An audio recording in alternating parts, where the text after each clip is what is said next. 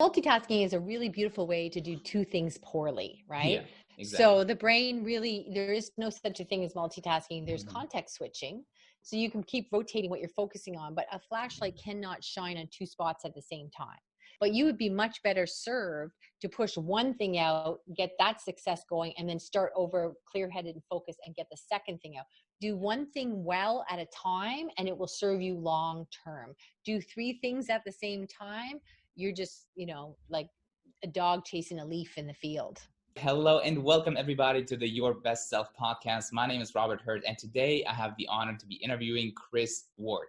Now, Kris Ward is a productivity expert, and she is the author of the book Win the Hour, Win the Day, which I believe is a pretty amazing book. I just skimmed through it pretty quickly, but I already got a lot of golden nuggets out of it, especially with one thing that we probably going to talk about in this interview today. Now, she's helping entrepreneurs double their income and triple their time off. So if, being productive and having really good time management skills is important to you, then you should definitely stick around for today's podcast interview. So with that said, Kris Ward, thank you for your time. Thank you for hopping on this interview today. How are you feeling? I'm great. Fantastic. So Kris, please tell us a little bit about yourself and your background. Like, how did you get started with all of that? Okay. Well, I was pulled away from my business for about 2 years, and I have a marketing agency.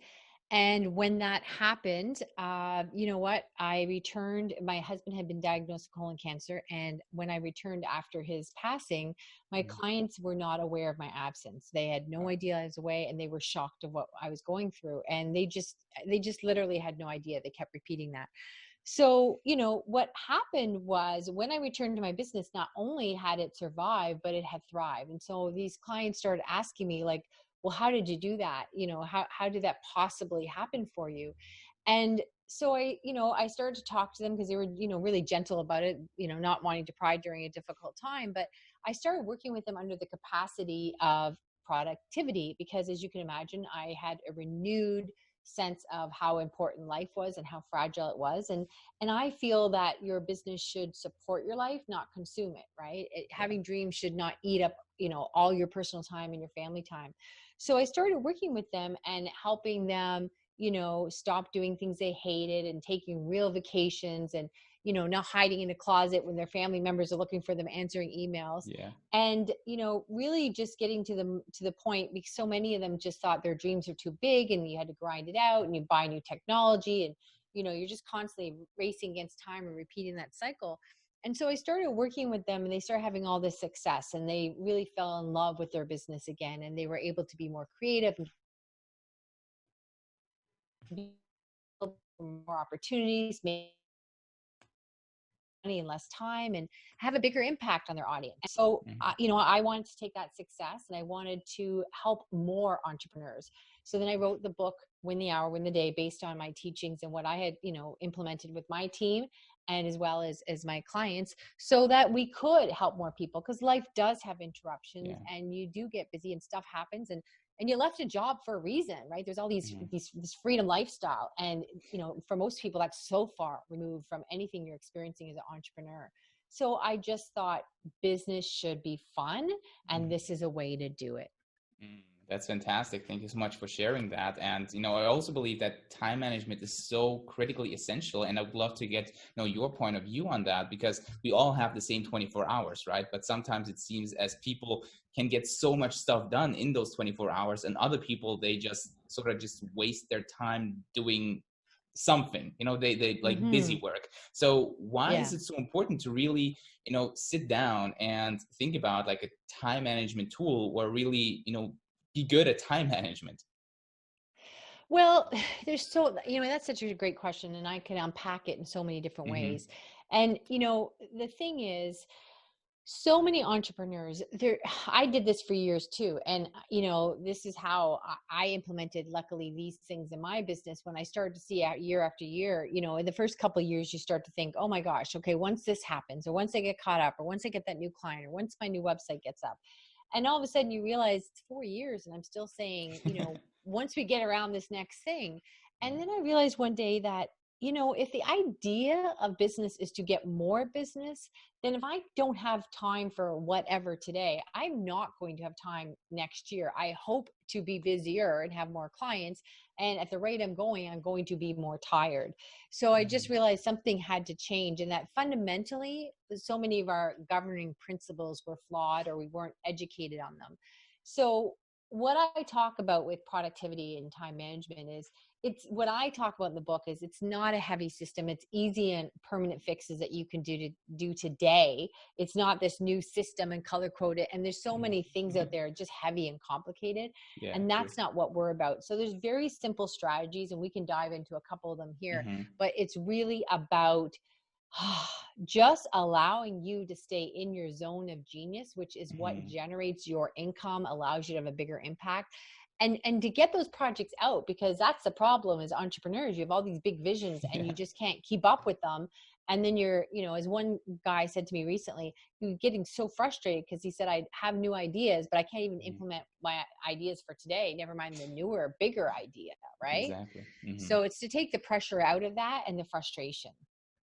Yeah, and I can totally relate to that, because as being somebody who is, going into entrepreneurship, like I always have those ideas in my mind. And, I've been working through tons of different time management techniques, setting smart goals, the Eisenhower matrix, the Pomodoro technique, there are Oh so yeah. many things out there. And, now it's just like, all right, so what is the right one to use, right? So since you already mentioned, a couple of the tools that you are working inside of your book, which are easy to implement, let's go into that. So what are some of the Sure. key fundamentals from win your hour, win the day?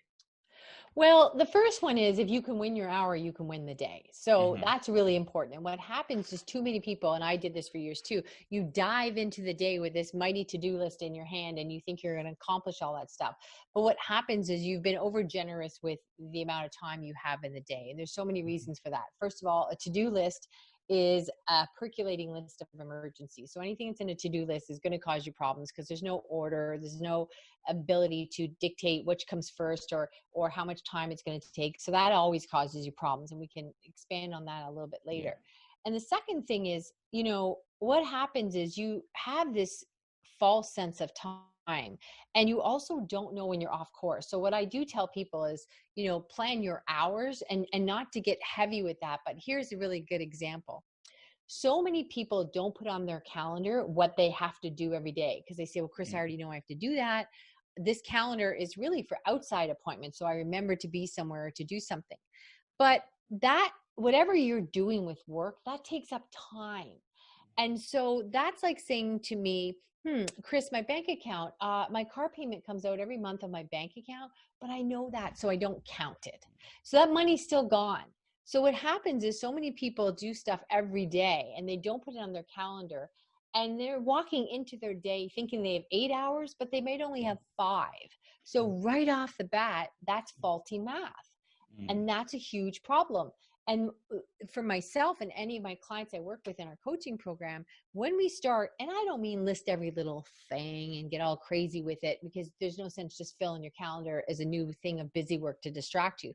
But just to break it down into segments of 1 hour, 2 hour, 3 hour, and put things in there, then you start to go, well, no wonder I was working later and later. And by Thursday, I was up till midnight and getting up earlier, because I was thinking I had 8 hours and I had Mm-hmm. 4.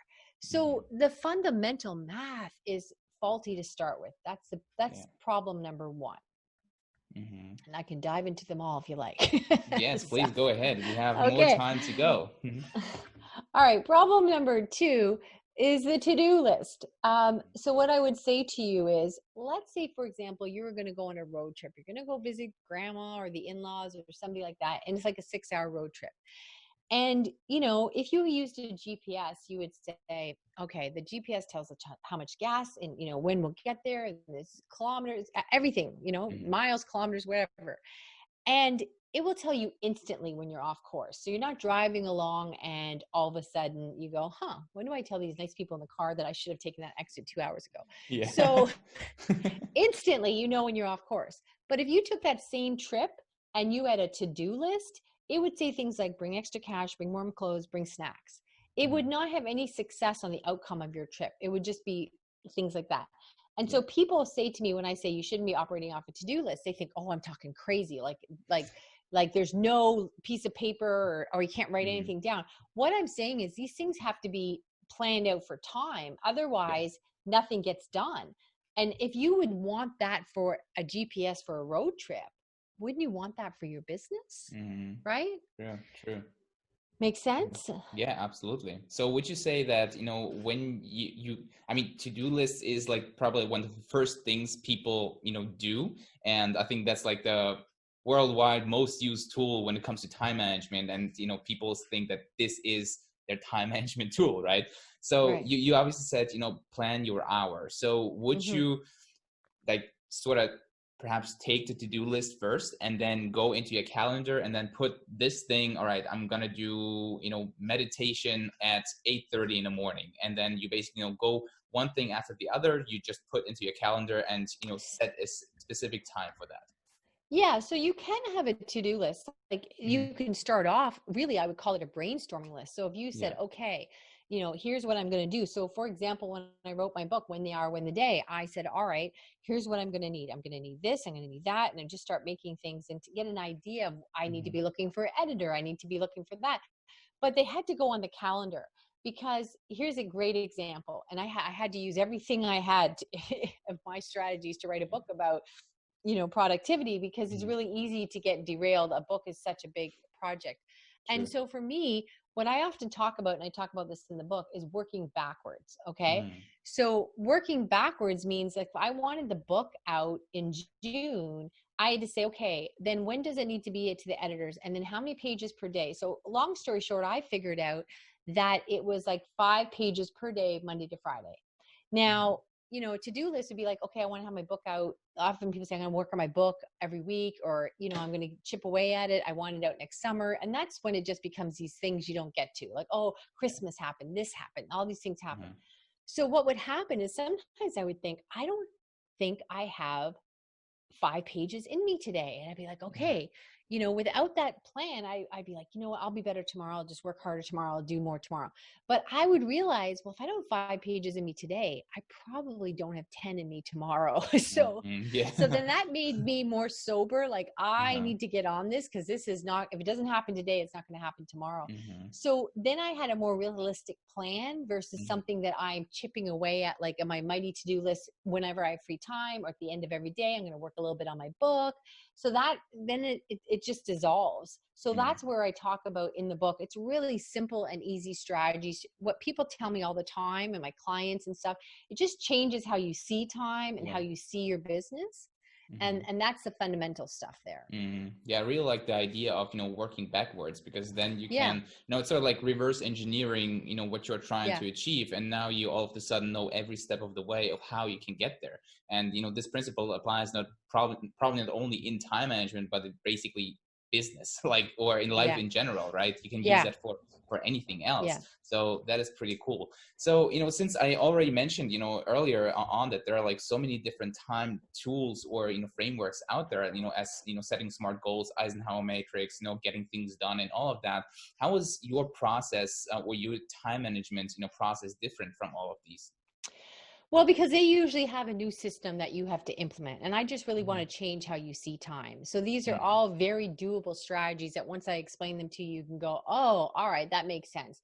And, so it's not a new thing you have to undertake and put Yeah. like a new diet and all this other stuff. And, one thing that isn't talked about enough, and we're talking about this more and more, is building a team. Yeah. So in this modern day and age, you have so many resources. Like it is Yeah. unbelievably affordable and doable to execute, with a team, no matter what your budget is. You can afford a coffee, you can afford somebody for 2 hours this week to edit your videos, to get more stuff out in social media, Mhm. all this stuff. Instead of you running around trying to learn all these applications, and that's just a whole thing on its own. And what I would tell you with the team is, it's much easier to get more help than it is to get more time. Mm. And we all know that. We do that. Like if often you're in your garage or you have to do moving day or something, you look around and you go, I need more help. Like I Yeah. don't have 3 days to move. I got to get help. And you know that. But as an entrepreneur, you run around and think, okay, I can do this. I can do this while I'm eating. I can stay later. I can get up earlier. I can do all this stuff.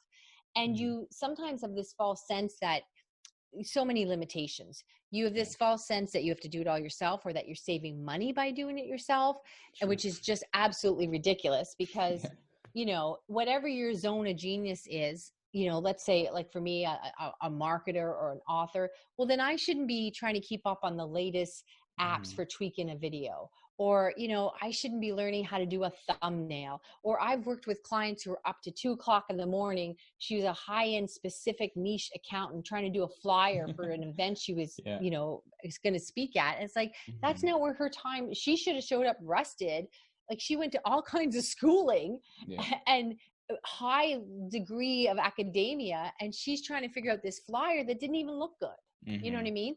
True. So Yeah. what happens is in the old days, you would have to hire somebody locally and Mhm. you would go, okay, maybe let's say we all have to do social media. So maybe say, okay, I'm going to have a video editor. And then you go, well, I really only need them about 2 hours a week, but I can't get somebody to come in for 2 hours a week. First of all, Mhm. someone local. And then you might say, well, okay, maybe I can promise them 6 hours every week and I'll give them other stuff to do, which isn't their zone of genius. So now Yeah. the work is decreasing. And now you're like, okay, I'm paying for stuff I don't really need. And that costs more money. And then it's Mhm. local. And then you have to give them a desk and a computer. And you might need a new software to go with all that. Whereas you can hire somebody anywhere around the globe at different economic, levels, Mhm. and you can say, great, I need you for 2 hours this week. I might not need you for another month.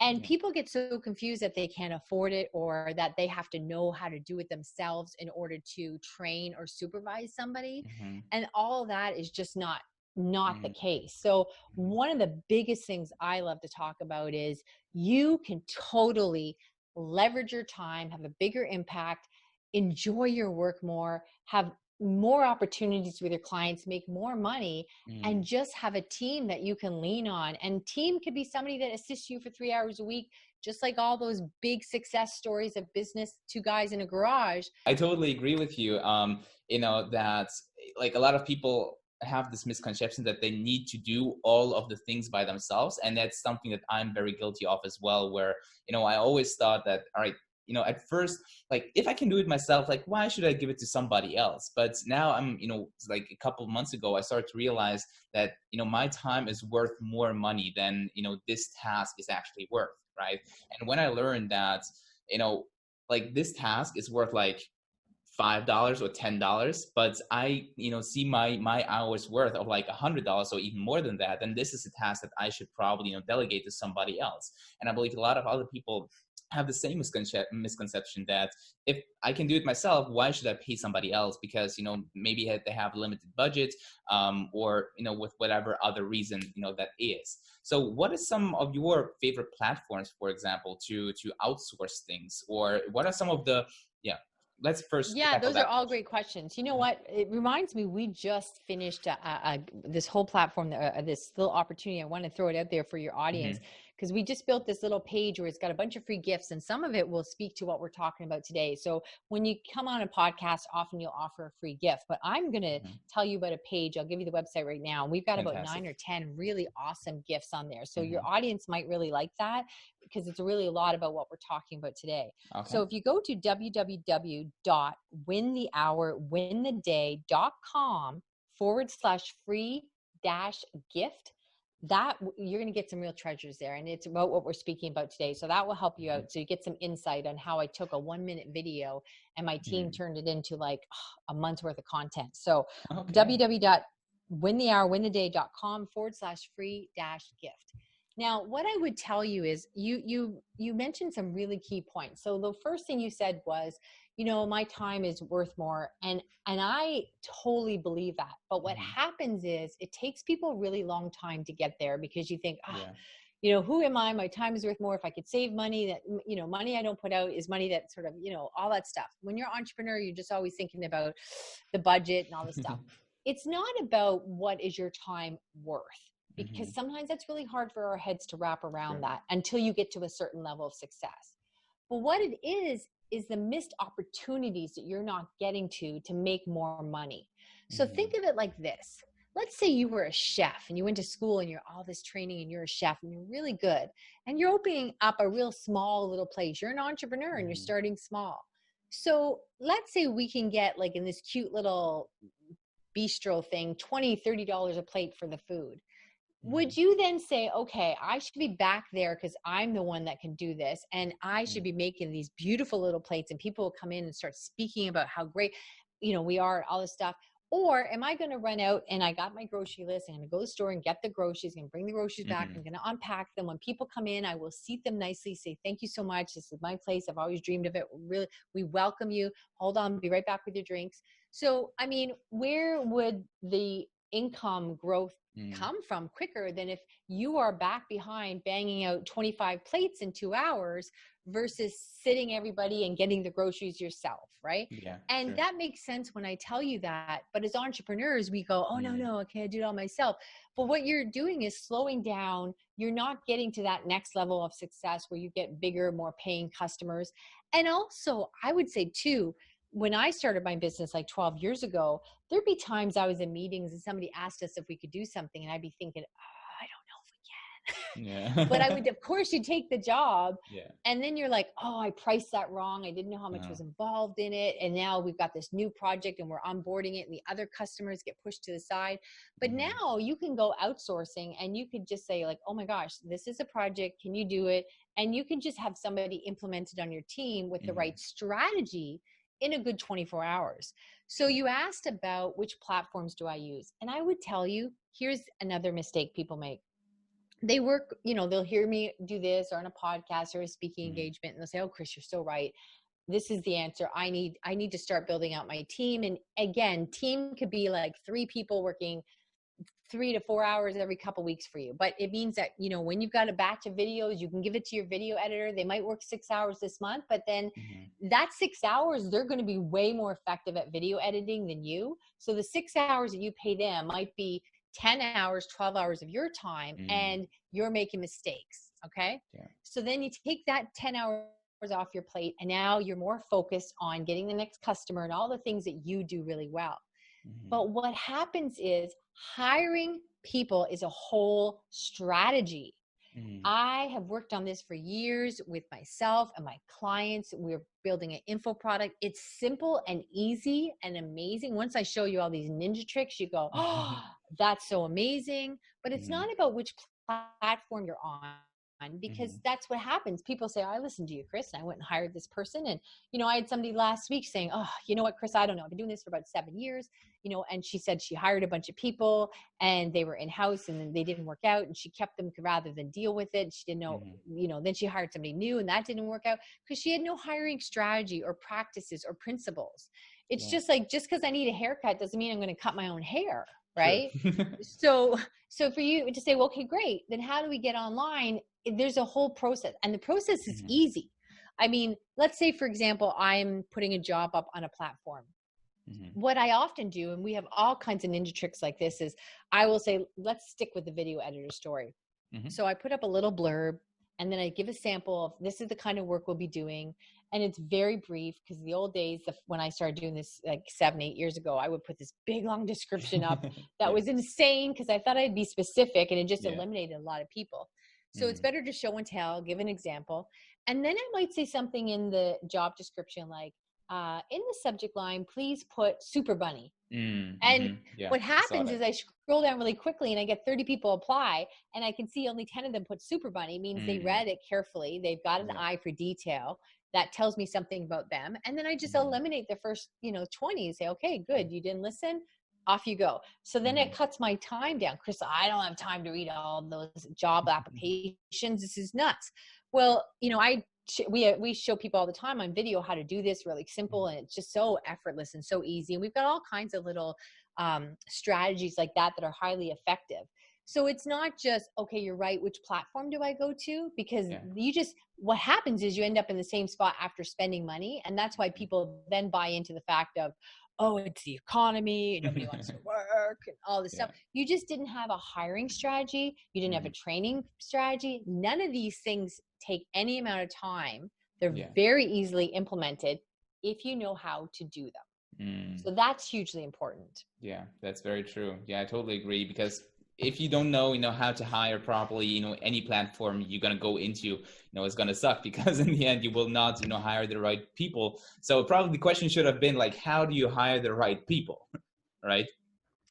No, that's a great question you asked, and people ask that a lot. So it's not a Hmm. criticism on your question. It's a good representation of where people go next. And it Yeah. sounds logical, but it's a problem. As I said to, this person I was working with, and very high-end lawyer, and I said, okay, so now she's like, okay, Kris, well, how do I hire someone? Which platform do I go to? And I said, okay, how do I draw up a legal agreement? Like, I've Hmm. been working for years on this, and you've been working for years on that. It's a whole new skill set, and Yeah. that's what people don't understand. It's not, and oh, here's another one. So many people then will hire a friend because they think, oh, Hmm. I can trust her, and that Yeah. messes up those dynamics. It wasn't the best person for the job. It was just Hmm. somebody like, I'm insecure about my hiring principles, so then what I'll do is hire a friend that I hope won't take advantage of me. Yeah. But I mean, you just have so many resources at your fingertips. When I started doing this years ago, I used to go to business meetings, and Hmm. now everything's really virtual, but I would be at a business meeting, and then I would make some, give them some promise, or here's the things we could do, here's the pricing. And then I'd Hmm. go to the next meeting, and I'd always promise when I got at the end of the day, I would write these notes and put them in their files. And then, of course, that never happened. So then I would end up Friday afternoons, and I would end up having to trace back in my short forms in my meetings of what was I talking about here, and did I what Hmm. wasn't sure which pricing I gave them because maybe they wanted a different package. And so it would take me like at least 2 hours on Friday afternoons to Hmm. kind of get myself caught up. And I promised every Friday I wouldn't do that. So then I had a transcriber. I mean, and this job has even been eliminated because there's Hmm. so many options out there now. But I would talk into my phone. I would leave the meeting. I would spend 30 seconds in my Hmm. car talking into my phone. I would hit send. My transcriber would get it. She would transcribe the notes that were fresh in my head. I remembered exactly what I just said 5 minutes ago. They would be in the file. And God Hmm. help this woman, she loved transcribing. So she had Yeah. like 10 clients. So some weeks she worked for me for 2 hours, some weeks she worked none. But Hmm. it was like, I don't know, it was like something like 5 cents a minute or something. So I might have spent $15 a week. It got me Hmm. all of Friday afternoon back. It was much more accurate. And she was really quick because that's what she liked to do. That Yeah. was the only thing she liked to do. So that's the only client she served. So I had somebody who was really zoned in on their specialty. So they Hmm. became more and more efficient, where Yeah. we're all trying to learn things at the end of a long day, and they're outside of our skill set, and we're not on, caught up on the current trends of that market. We're just trying to pick up pieces enough to get Hmm. by. So it really dilutes the efficiency of anything that we're trying to do. So you're just constantly getting in your own way. Yeah, that's really really powerful. Really dialing in into Yeah. your zone of genius. As you said, and sort of just delegating and outsourcing all the other things that aren't really your zone of genius and would require you more time to actually learn the skill than actually just outsourcing it. So I also love because you mentioned in a couple of things earlier where you said a couple of softwares and tools and things that people always want to use, because obviously there are tons of different softwares and tools out there which supposed to save you some time, have some project management and all of that. What is your thoughts on all those tools and softwares out there? Well, I would tell you, first of all, it doesn't matter what the tool is. Like, a microphone will not make you a better speaker. It will just Hmm. make you louder, right? Yeah. And, you can hand somebody, it was very funny. I shot a video for like Instagram or something, and I was giving Hmm. this example. I was holding a hammer, and I said, holding this hammer doesn't make me a better carpenter, under the guise of what you're asking me right now. And in the middle of the video, I dropped the hammer, and there's a big crash noise. And I said, okay, I can't even hold a hammer. So, Yeah. so the point is, people often say to me, well, what tools and all this other stuff? And I Hmm. would say to you again, the tools come later. You have to have the skill set first. I would start out with the most basic thing in the whole world, which is a calendar. And your Hmm. calendar is it's your time bank account. That's it. You need Yeah. to know how much time do you have. And then you really start to see like, oh, I don't have time for that, or I'm losing time here. So it's very simple. When you put things on the calendar, you'll be shocked, like, oh, like that's it. That time is gone. Mhm. Like, because when it's not on the calendar, you just think I'll go faster and you start rushing people around you. And I call it turning into hysterical Kriss, Mm. because I'm a recovering rushaholic. But, I expected people to go faster and faster because we're in a Mhm. rush. We just made more mistakes. There's a whole psychology behind that. So what I would say to you is the tools aren't really going to solve your problem. Again, Yeah. in the book, you're going to read that these are fundamental things that you can do really ultimately without any tools. There Yeah. are tools that we use all day, every day, and they speed things up. They Mhm. won't fix a problem, but they will enhance a system, right? Mm. So for example, like I'll tell people, some people say to me, oh, Kriss, I tried building a team and I've spent weeks. This video editor, Mhm. videographer, he said that, the way his videos were shot, and he did do beautiful work. He said, it's a very precise way I edit. And I tried to build a training system and I spent 3 weeks I didn't have. And then I hired my first person and it Mhm. didn't work out. And he just didn't do it right. Well, first of all, he had no hiring strategy. He had never hired before. And there's all these things that you want to put in place. Yeah. Secondly, he built out this very complex system Mm. to train the guy, but now the guy's been hired and he had, like, let's say 28 steps and 28 videos, but the guy didn't even get to try one. So what happens is you might think, oh, look, I'm going to show you how to do something. And then it's so simple. You can just screen capture when you're doing it, record it, Mm. and give it to somebody else. Don't create a Mm. training program. Just say, okay, I'm about to do this now. I'm going to let you watch me work. I will record it and give you a 2-minute video. Mhm. Because when we try to say, here's the 14 steps, you often forget stuff like, oh, right, except on Tuesdays, or, oh, yeah, that one has a different password. And so then that person comes back to you and you're like, oh, this is causing me more work. They're interrupting me, blah, blah, blah. Mhm. So you make these big, expansive training things when you could use a whole bunch of different tools online that are very free, like Mhm. Loom, record it, and just send that to somebody and say, can you fix this? Can you do that? And it's a 1-minute thing. So yes, if you have a strategy in place that's effective, there's a whole bunch of things out there. Anything that we help our clients with, our coaching Mhm. clients, the tools are either free or like so next to free. Like it might be $15 for the year. But again, without the right strategies in place, a tool is not going to help you. Yeah, yeah, that's also very important because you also mentioned in the book a lot about how struggles are focused on the shiny object syndrome or have the Yeah. shiny object syndrome, and that's also guilty as well. Like I am a sucker for all those awesome tools, on AppSumo, where like you get lifetime subscriptions for those awesome new startups. Where I've bought a bunch of them and tried them out, and then I realized that okay, now I learn so much about how to use the tool that I actually do not spend the time doing the things that I actually want to do or need to do, right? And it just makes me feel as if I am making progress, but I'm actually not, right? Yeah. And you know what? Listen, I fell prey to that myself. Like, oh my gosh, I can't remember the name of it. And luckily I can't, because I wouldn't want to name them. But they promised you the world. And like, oh, there Yeah. was this big complicated software. It cost me like $200, which at the time was a Hmm. lot for me. But it was also a lot because it was like 7 years ago. So it was a lot for like Hmm. a project management tool. But they promised the world. Like when I put this widget in the left side and information, the work was going to somehow come out done the other Yeah. side. And it was so complicated. And Hmm. I had support, I had training calls, and I really spent 6 weeks trying to learn this because Hmm. they promised like it was going to just change my life. And they were so convincing, but and then of course you have to spend the money and the time and really get into it, and it consumes everything, because Yeah. then you think, well, the more you put into it, the more you think, well, I can't bail now. And I would tell you the most successful people in the whole world Hmm. really use all the tools like that are free, because the Hmm. tools that tend to be free are the ones that have mass movements, like Yeah. Zoom, like Google Calendar, like all those things. And I've worked with some, interviewed some really amazing people on my podcast, Win Hmm. the Hour, Win the Day, and really successful people, and they're just living off their Google Calendar like I Yeah. am, right? Yeah. So that's the difference, is really it's about seeing time differently and the strategies that you can put in place to be successful. It's not that they have the ability to buy better tools. They Hmm. just have a different outlook on time.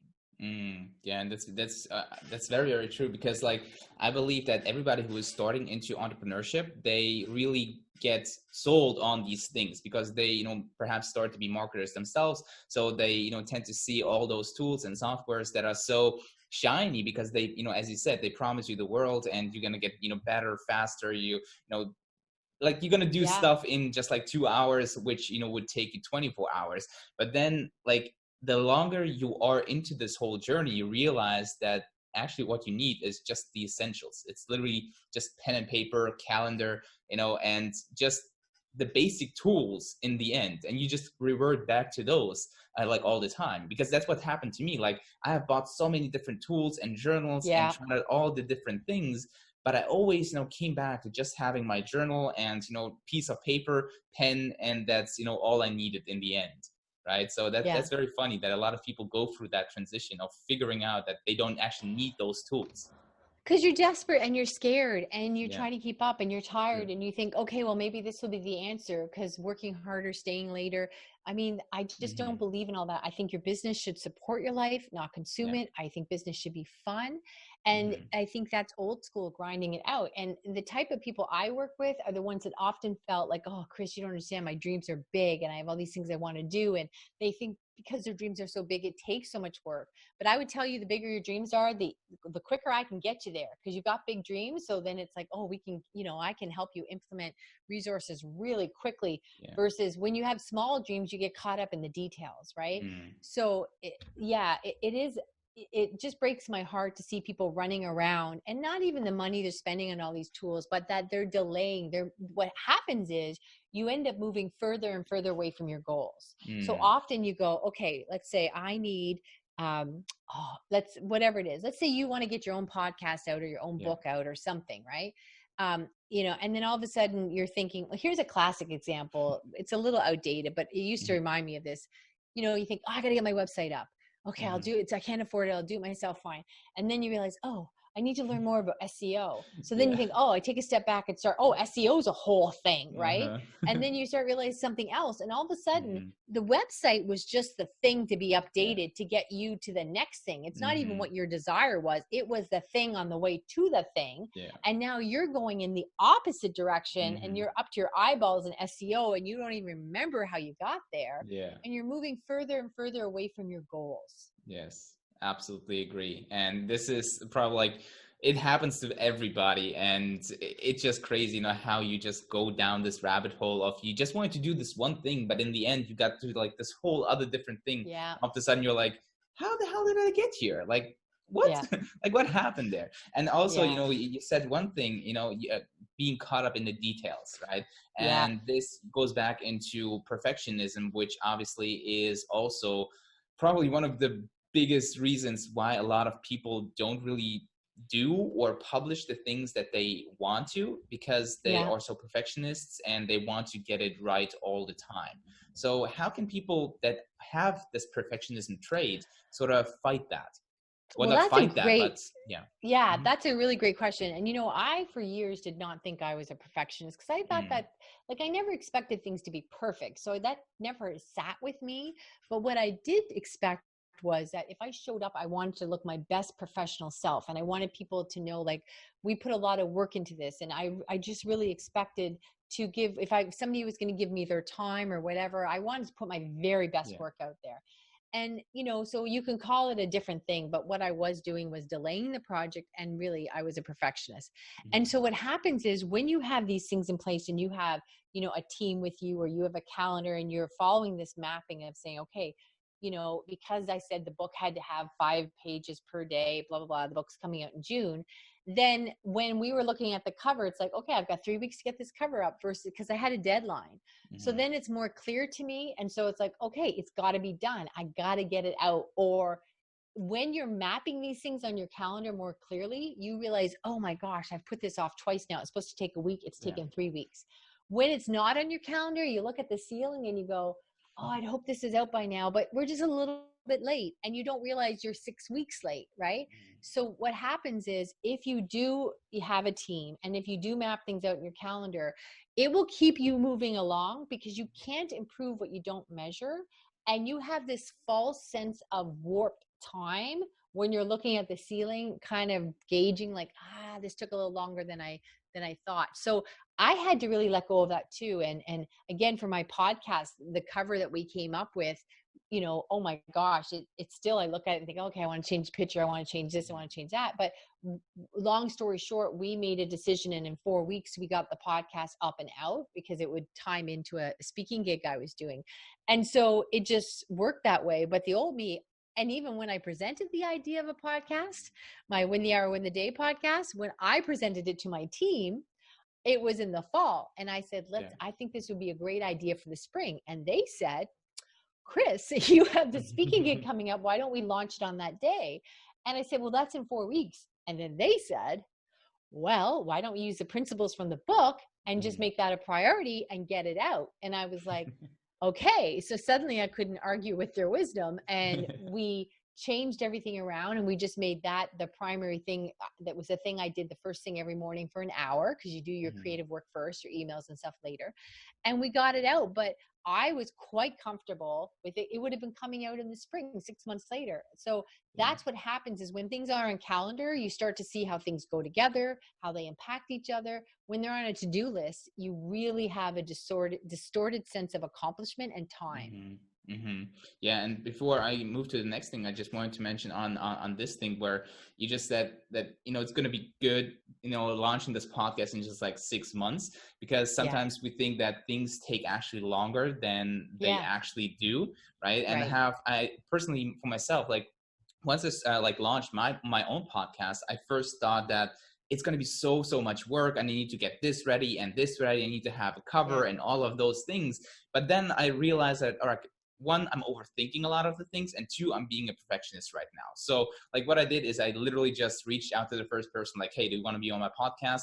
Yeah. All right, cool. We hopped on Zoom, we made a video, I uploaded it on YouTube, and now, hey, I have a podcast sort of, and that's how it evolved. But sometimes we just don't realize that things don't actually, necessarily take so much time as we anticipated, to take, right? Yeah. And that's, I Or believe, you look at a podcast of somebody who's got a hugely successful podcast that been doing it for whatever 5 years and got all these, but you know what, that wasn't their first cover, or that's not how they did their first podcast. Exactly. So you get caught up in this, it needs to look like this and like that, and you're like, sure, but let's be real, Kriss, how many people are going to be listening to it? Like not hundreds of thousands, right? Exactly. So by the time you get to those hundreds of thousands, you can change the picture and change the name and sort it out. So we all think, this has to look really good when I put it out to the world, but the world might end up being 5 people. Exactly. Right? Exactly. Totally agree. And sometimes those small little details don't even matter that much at the beginning. As you said, like you will be able to change the picture or the cover or whatever, like the intro, down the line, like hundreds of times if you want to, right? So don't overcomplicate things, just get it out there, do that, and you will be improving, over time. That's definitely, what I have learned in my time of being a perfectionist and overthinking so many things. Just get it out there and you will be improving. Yeah, it does really hold you accountable to your team, because when it's in your own head, but when you have a team and you have to say, okay, I thought we'd get that out Friday, but no, it's next Friday, you get embarrassed when you have an audience. So it keeps you moving. True. Versus, and when you don't have it on your calendar and you don't have anyone to speak to, and then your team will call you out and be supportive and stuff. Because if you do this right and you have a strategy in place like we teach, you really can have people that are so invested in your success and want to work with you and cheer you on. And it really changes how you are accountable to yourself, because you now have an audience. So it really is more than also them just getting stuff done. It creates a culture that really builds on your success. So there's so much psychology to having a team as well.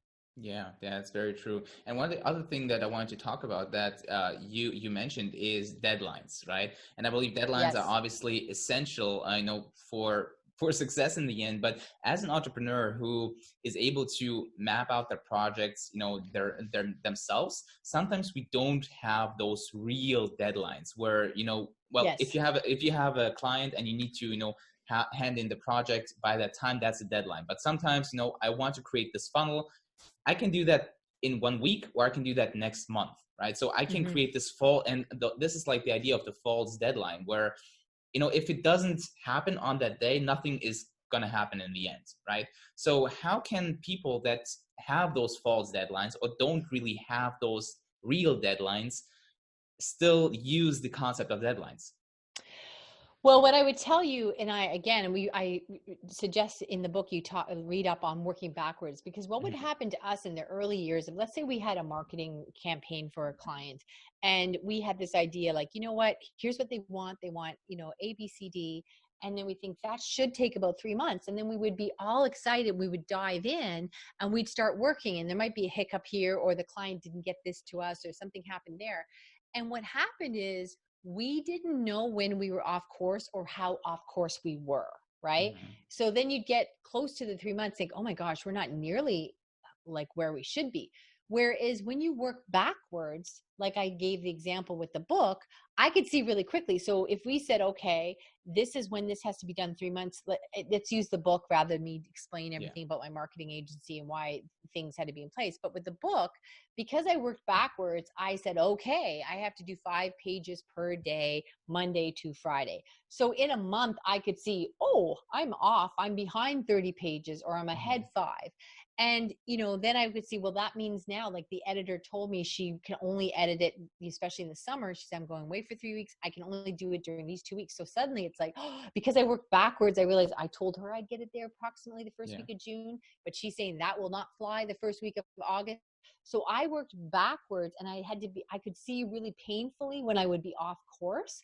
But too Mhm. many of us dive in and just get excited and try to work fast and get it going, and we're interested in it, it's shiny.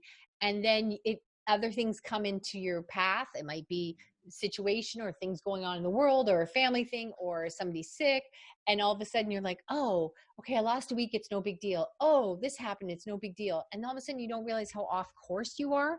So Yeah. that's the big thing, is often in one way it's about, is that deadline realistic? But I would argue that so often you are not basing that deadline on anything other Mhm. than a guesstimation and hope. Yeah. Yeah, it's very true.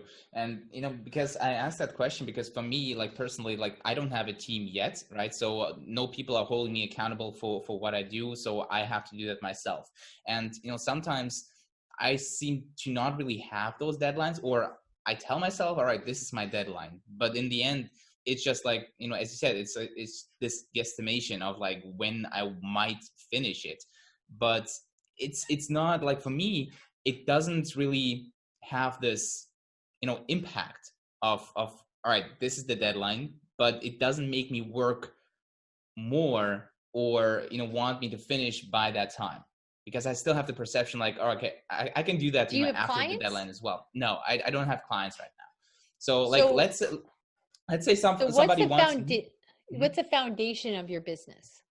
Well, right now it is like I focus on my YouTube business or YouTube channel, Okay. right? So like I Okay. still need to create my own product, or an offer that I want to sell. Right now I'm more of Okay. the on the affiliate type of affiliate side. So I sell products from other people and get commission from that. So right now my focus is on creating free pieces of content every week.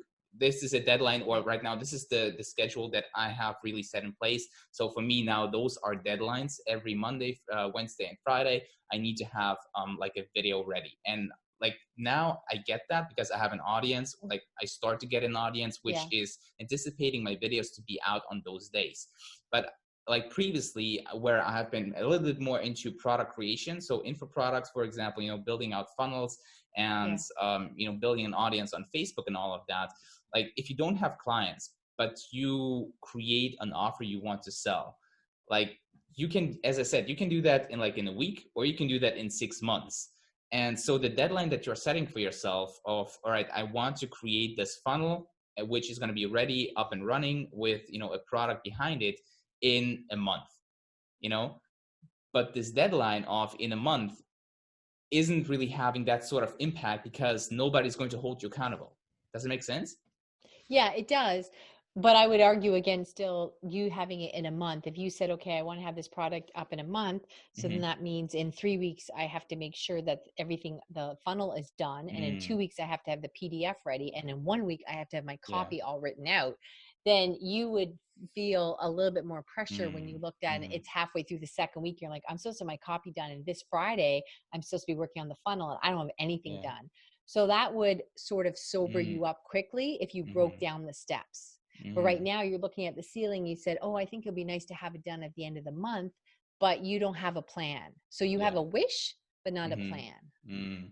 Yeah, that's very true. I like the idea of like working backwards because, Yeah. as you said, then you really know, because previously I've been, breaking up like obviously like it wasn't like the goal is to launch this funnel in like a month and that's it. Obviously, like I would, Yeah. break it up into small little action steps and then sort of like plan them like out. But like actually working backwards does make more sense because then you can actually say like, all right, when does, everything what needs to be ready basically, right? So that's a good point. And another thing that, like, for me personally, I've been struggling with, and a lot of other people are struggling with, like 100% for sure, is multitasking. And the idea of multitasking and being able to sort of do different things at the same time.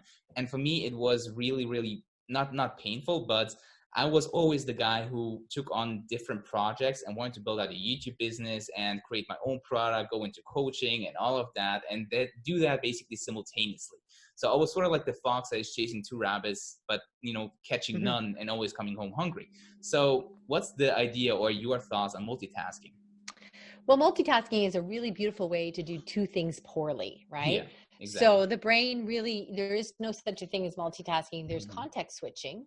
So you can keep rotating what you're focusing on, but a flashlight cannot shine on two spots at the same time. Yeah. So people often think, oh, but you know what? I have to do this or whatever. I have my reasons or the business or whatever. But I would argue it's kind of like, let's say you're going to make dinner, for you and your spouse tonight, and you're making a chicken dinner. But then, your sister calls and says, okay, I'm coming over with my little one. Your sister's a vegetarian, but the little one only eats those little chicken nuggets. So Yeah. suddenly now you're making dinner and you have to add 3 or 4 different variations to it. Can you do it? Yeah, you can do it. Mm-hmm. Is there a chance you might burn something? For sure. Mm-hmm. Do you have more cleanup? Yes. Does it cost more? Absolutely. Right. So that's what happens is when you start diverting your attention to all these projects is you're just trying to do a whole bunch of things when you're a little younger in business and think, okay, I'll just push them all out at the same time. But you would be much better served to push one thing out, get that success going, and then start over clear headed and focused and get the second thing out. Do one thing well at a time and it will serve you long term. Do 3 things at the same time. You're just, like a dog chasing a leaf in the field. Exactly. And that's, sort of how I felt. And, I had Yeah. to learn that, painfully. Like, even though I Mm-hmm. knew that where, all right, you should focus, at one thing at a time. But I was like, all right, maybe like I'm the sort of person who can handle Oh, more things, and you have this belief that, perhaps you are different, but in the end, I not gonna I happen. so agree with you 100%. I'm sorry I talked over No, you. go It's ahead. just because I can't passionately hold it anymore because I thought like that for years. I was like, Yeah. oh, you don't understand. I get a Mm-hmm. lot done. Mm-hmm. I work really fast. I'm the go-to person. I'm different. And that's exactly it. All my clients are like, oh yeah, I thought I was different because I got a lot done in a day. Yeah. I just thought that there's more to do. I don't talk to me about time management. And I didn't even think multitasking counted because if I was on hold answering emails, well, I'm really on hold. I'm on a phone and they've got me on hold, so that doesn't count. And I'm answering emails, that doesn't take any brain. And oh, Mm-hmm. I'm eating with my other hand, but I have to eat and you don't have to chew and think. So I didn't Yeah. think I was multitasking, but as the book will show you, there was multiple house fires because I was multitasking. Yeah. Oh shit. Yeah. I definitely, I read the first part of the house fire, Yes. so that's definitely, a good opening, Yeah. phrase there. So, and I, as I, like, as I said, I totally agree with the point of like you really have to focus on this one thing because in the end, like you will learn it painfully. And take it from Kriss, take it from me, who both had it, I had to paint it, very, very painfully, sometimes even with fire, that you cannot really focus, on different things at the same time. And I believed I was able to do that, but in the end, like I not wasted 2 years of my time, but I could have been so much further Mm-hmm. ahead if I would Mm-hmm. really, dialed in into this one thing and Yeah. do that, really focus. This is what I'm doing, starting from 2020, where I was just like what was the word, not realizing, reviewing. I was reviewing and just seeing like what was I actually doing all the years beforehand, and what do I really want to continue doing. And now I really focused in on YouTube and podcasting, but it's still in this at the same platform in a way. And Yeah. now this is my focus, and I will be able to focus on that and not deviate into different things here and there, because I also had the shiny object syndrome. I had perfectionism. I had all of that. So I know, that it takes time to overcome all of those things, but it's going to be worth it in the end. Right. Yeah. Mhm. And how did you came up with all of this, this framework of win the hour, win the day? Have you had any, inspirations or books that you read that, got you on this track? I found a lot of books out there were just heavy, complicated systems that really, Mhm.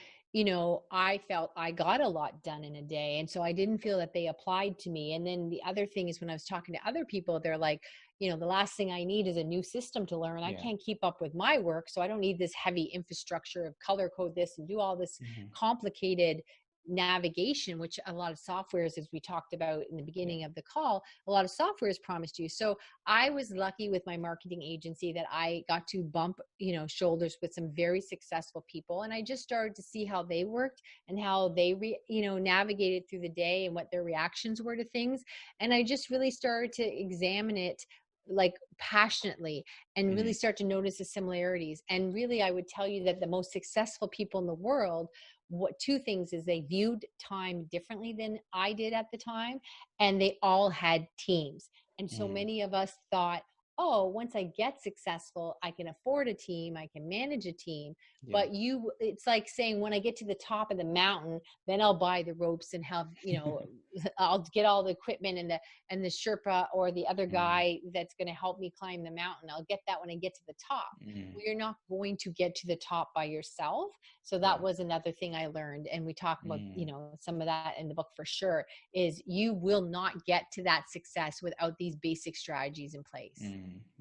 That's a very good point, because again, like for me, like building a team is essential. I know that, but I never really dove deep into doing that, right? Because of those false beliefs of like I have to do it all by myself. So thank you, for really making sure like everybody understands the point of the importance of building a team, right? So, and you also mentioned, that a lot of books overcomplicate a lot of stuff. And since we are on the topic of books, next to your book, Win the Hour, Win the Day, what are some of the books that you would recommend when perhaps it doesn't need to be about productivity or time management, but essential books that everybody needs to read? Like, tell me 3 books that you would recommend. I think oldie but goodie is the E-Myth.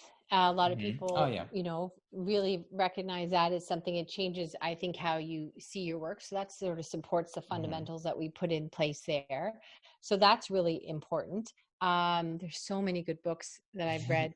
Um, Ah, you know what? I'm afraid a lot of the stuff I read, I'd have to look at because Yeah. I read so many books. And a lot of the stuff I read right now is about marketing because of my Hmm. marketing agency and everything that I do there. So I could list you a bunch of marketing books that I think Yeah. would bore your audience. So I would probably tell them to definitely start with the E-Myth, and that Okay. would get them going for sure. I actually have that book, but I haven't read it yet, because I Yeah. heard that, it's really good about, systems and setting up, like automations in place, sort of. Well, it's a fable and it makes you see Hmm. your business differently. So it's not a heavy Mm. book on systems or anything. It's a fable. Yeah. Okay, fantastic, cool. Then I will definitely, read that. So, Kriss, we are getting, to the end of the interview here, but there is also, always one question I love to ask, people by the end of the interview, and that is, if you were to be able to teach the entire world, like one single concept, one truth, or one, thought that they would understand to make the whole world a better place, what would it be? Well, I guess if we're dealing with the whole world and not just the business world, it doesn't cost extra money or time to be kind to people. Mm, But in the business world, I think that you'll find you have more patience and you're more easygoing when you're not rushing all the time because you're trying to mm. outrun time. So that will support the bigger plan of being kind and patient to others. I love that. All right, fantastic. So, Kriss, if people want to know more about you or your work, how can they find you and get more information? Just check us out at winthehourwintheday.com, www.winthehourwintheday.com. And, we're on all the socials, Kris Ward, KrisWard. So, yeah, check us out. Tell me you heard me on this lovely podcast. And don't forget to grab your gifts because there's a whole bunch of them in there at the www.winthehourwintheday.com/free-gift. Fantastic. I will also make sure to leave the links in the description down below, guys. So if you want to check, Kriss's work out there, then, definitely go ahead and check those out in the description. So, Kriss, is there any last thoughts that you want to share with, the podcast audience? Otherwise, we would wrap it up here. No, it was awesome. Thank you for having me. Fantastic. Thank you for taking the time, Kriss. And guys, if you enjoyed the podcast, and let me know in the comments down below, and also make sure to like it up and also subscribe to the channel if you want to see more videos just like this one. So with that said, Kriss, thank you so much again and have a lovely day. Bye-bye. Thank you.